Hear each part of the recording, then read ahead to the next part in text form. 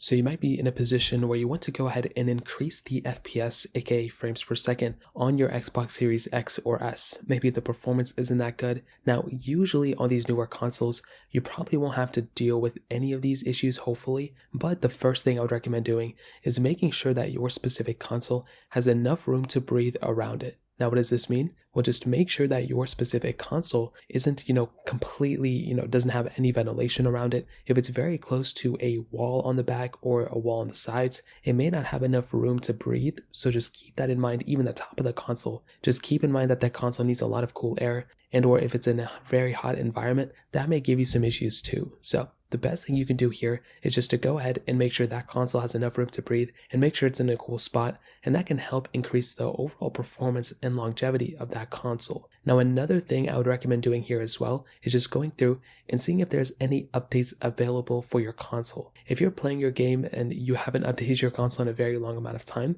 well, that can possibly be a reason why the performance isn't that great. So just go through, just update that specific Xbox, and usually there's updates all the time.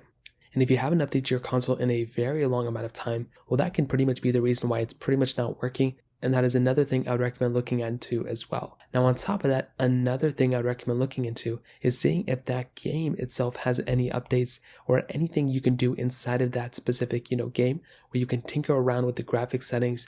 If you can lower certain graphics, if you can, maybe do some things here and there within the in-game settings, that can help increase the FPS as well overall. So those are pretty much the main ways to do it for the most part. If you have any other thoughts or questions, let me know in the comment section below. Hit the like button, that would mean so much, but definitely hit that subscribe button. More importantly than everything else, I love every single one of you guys. Hopefully I'll catch you guys in the next video. Peace out till then.